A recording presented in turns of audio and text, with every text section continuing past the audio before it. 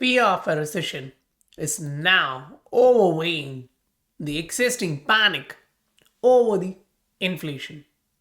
Now, yes, inflation is a big issue, but on the other side of this, we are looking for what's to come. So, if the inflation fear is still there, Fed will have to hike the rate. And if they are doing the same, that is going to slow down the market. So, they want to slow down the prices, which is already happening.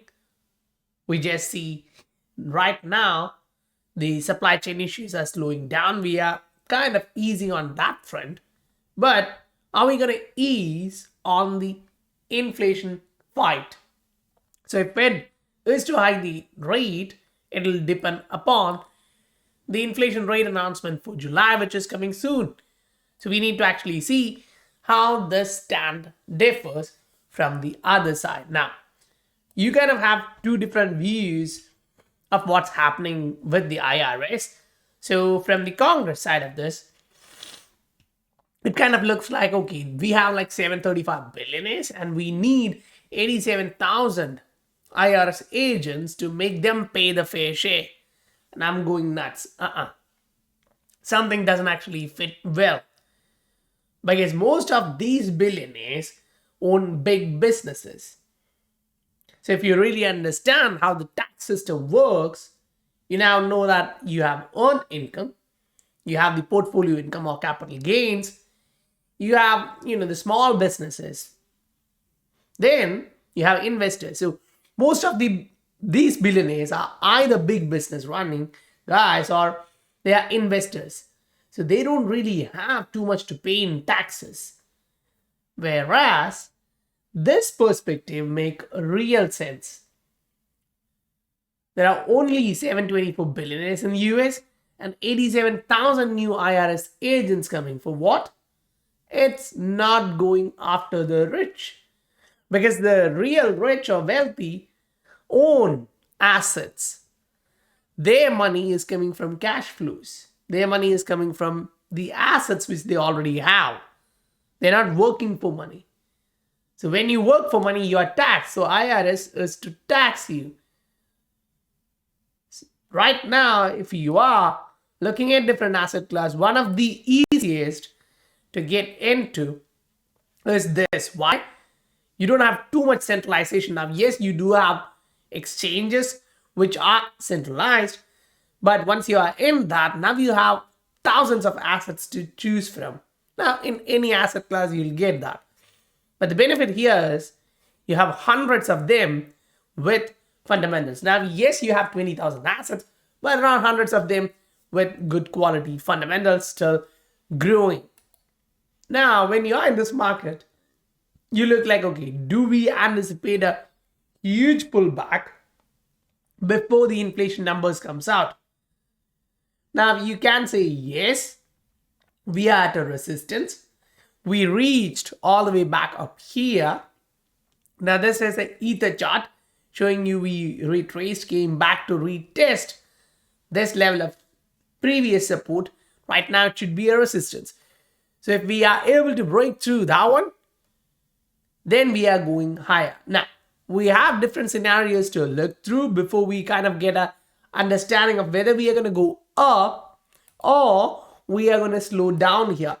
Because you're going to compare the Ether with the altcoin market and then the Bitcoin dominance and Bitcoin. Kind of this narrative give you a better idea of looking at, okay, whether we are going up or we have more chances that we may start correcting from here.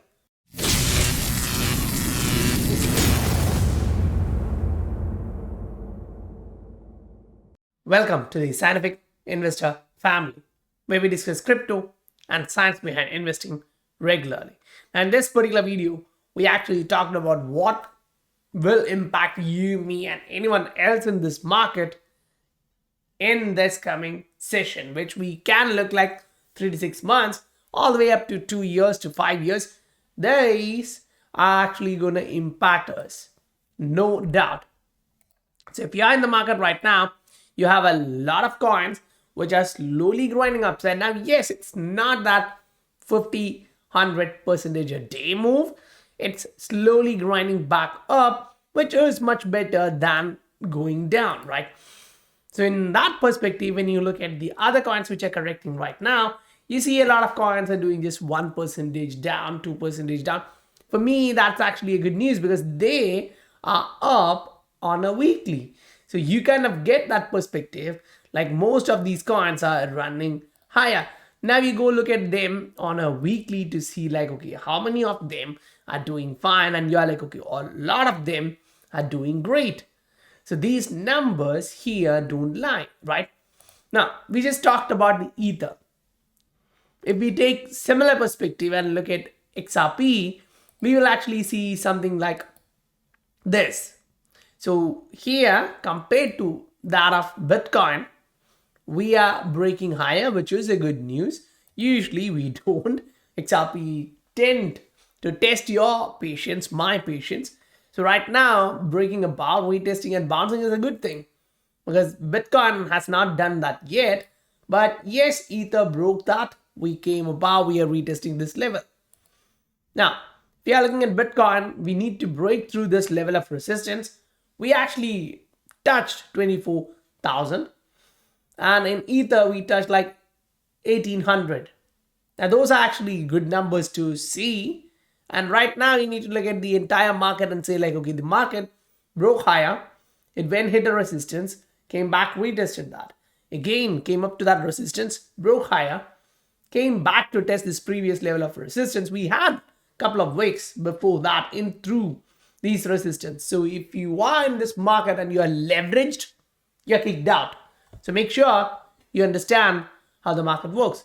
So here from this time, as we are breaking higher, we may have short-term volatility for sure, but usually we are going up higher. Now, one thing which is interesting here is that the RSI is at a resistance.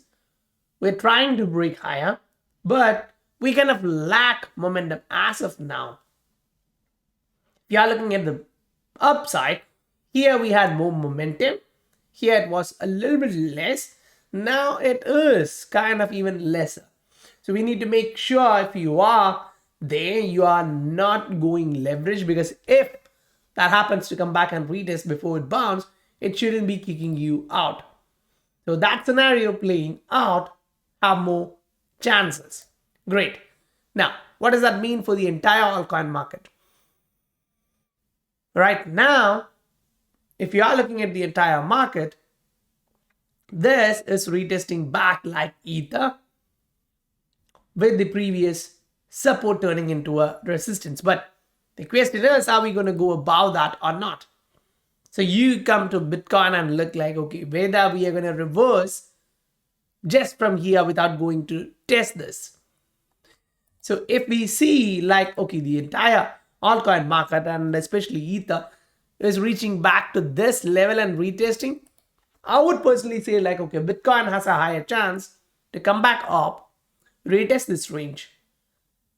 That means Bitcoin from current $24,000 range can move up to 29 to 30,000 range. Now that is a bit of move to the upside considering how slow we are now. And that can again give more momentum to the altcoin. So putting that into perspective in Ether would be like, okay, you coming to retest all the way up to $2,300, $2,500. This level of previous resistance, support, support, support, support. So now you broke through that support, you need to come back and retest that range.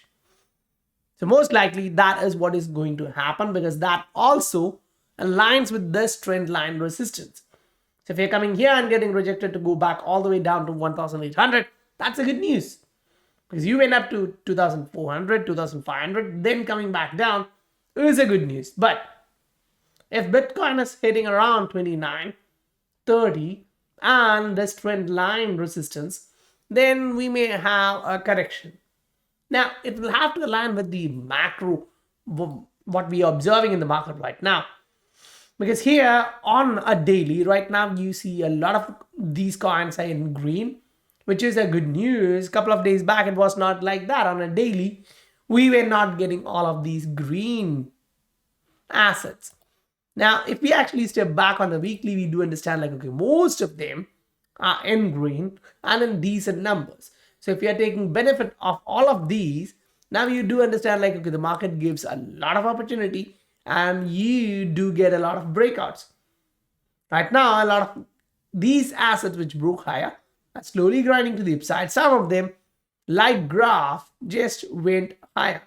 Now they broke higher and went higher immediately. Some of the coins like XLM is kind of highly correlated with XRP and usually is slow. Right now you see them slowly going back up, trying to break out. Now we did post this one highlighting like, okay, this is something we are looking at. There is a possibility of this asset breaking higher. Now if you look at the price, we broke higher, we came to test this range. Now that's actually a good news to see like, okay, it is responding positively to the price action, because not all the time you kind of get to see that happening in this asset class, and especially with these assets which we are eyeing, right? Then you come back to see like, okay, there are a lot of different assets. So here in GRT, you kind of see like, okay, we are expecting our retest and bounce and to break this one. And you go look at this and like, okay, GRT just went nuts. It just went up. Now, 15% a day, you may not directly be able to correlate with nuts kind of movement. But compared to the market, it is more than double. So that's why I'm using that terminology. But right now you need to understand, if you are in this market trying to take advantage of this, now you have a lot of opportunities similar. You need to just ensure that you are entering there. But when you are entering, you need to understand, don't go in super risky. We are going to have inflation numbers of July coming out soon. Now, if there happens to be a way higher number, that's going to be bad. Meaning the market may say like, okay, Fed may go for another 75 or 100 basis point hike and the market may slow down. And then we may have to wait till the Fed announcement how much they're going to hike. But given the current narrative of recession, if we are maintaining a little bit of inflationary power, but not too much, but reducing from the last one, that's better, because right now we are looking at this way the prices are slowing down. So if this comes into play, that definitely means the prices are going to go down, and it may have like last time we were 9.1, this time even if we are 8.5 to 8.8, that's a good number considering the Fed hike which is going to come. Now we have another inflation announcement coming in early September before the next inflation numbers. We discussed about that in previous videos. So we understand that here, if we get a little bit of easing in inflation, that is going to be good for the market. Because after that, we're going to get another similar one, then the Fed hike. Now that is going to take the market towards new highs. Now, if you go in to just look at the charts in terms of that, saying, okay, what can I expect in a couple of months? This is what we are expecting. Meaning, if we are to go higher and retest, that is the macro fundamentals we are looking at.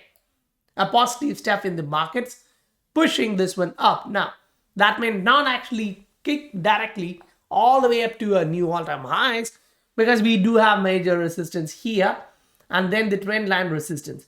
So if we break that, yes, the story changes all the way into, being FOMO macro bullish. But right now, what we are looking at is to come back and retest this trend line. So don't go too much euphoric right now. This is not the place for that. And yes, we do understand that this particular pattern which we are making here is the descending broadening wedge, which usually breaks to the upside. So if that happens, we are all great. We are all bullish, fine. But until we break higher, retest and bounce, we still are inside this pattern and we may have a dip. Now, if that dip happens to be this support, that's great. We are going to bounce from there and break this level. But yes, even at that point, it does mean we are going to go towards 2,500 and then drop 30%.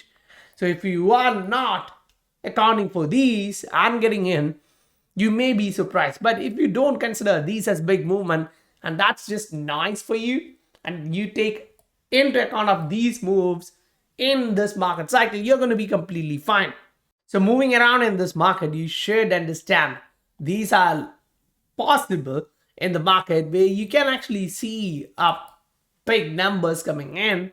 You can see a lot of assets slowly breaking higher. Right now, we have assets inside this breaking higher. That's actually a good story. But if you are entering into those, you also need to make sure they are not highly correlated with a lot of other trades which you have.